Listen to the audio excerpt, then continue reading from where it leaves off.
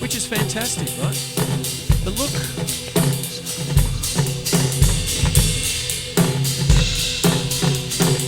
One, two, three, four, 1, 2, 3, 4, 1, 2, 3, 4, 1, 2, 3, 4, 1, 2, 3, 4, 1, 2, 3, 4, 1, 2, 3, 4, 1, 2, 3, 4, 1, 2, 3, 4, 1, 2, 3, 4, 1, 2, 3, 4, 1, 2, 3, 4, 1, 2, 3, 4, 1. Something like that, you see. So the hi-hat can become quite different. Jack DeJohnette, Tony Williams in the mid-60s, when he was a young man playing with Miles Davis, only 15, 16, boy wonder stuff. He started to just put the hi-hat on all four. Like.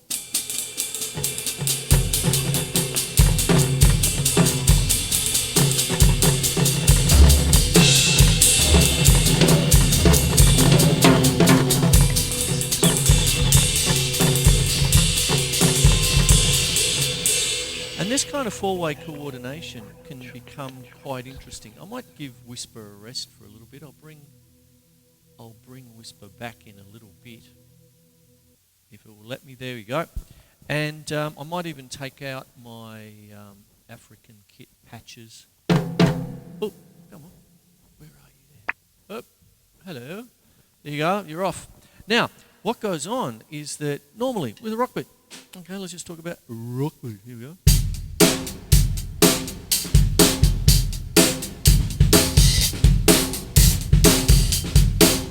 That's fine. There you go.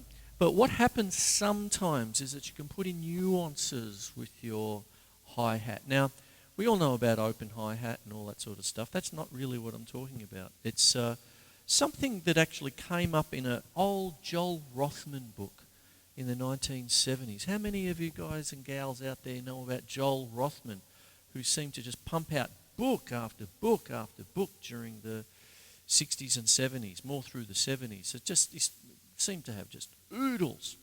A couple of favourites that, his best sellers was like Basic Drumming and things like that.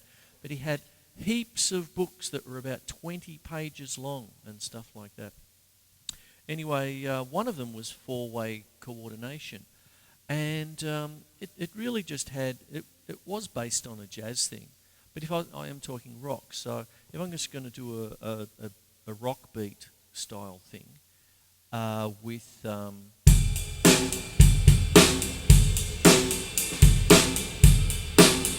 ride cymbal, no hi-hat yet, right?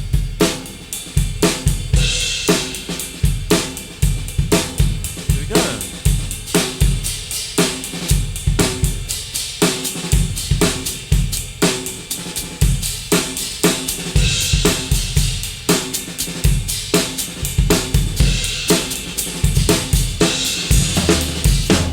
Something like that. Do you see?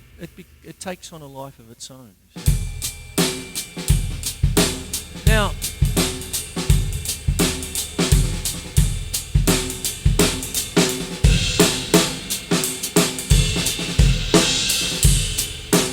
one of the things I've talked about a lot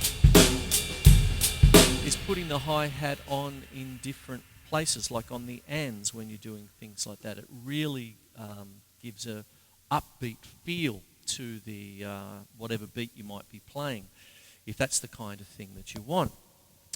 But what I'm really talking about today is having it as sort of like a separate voice. It's sort of like an offbeat bass drum, if you want to think of it.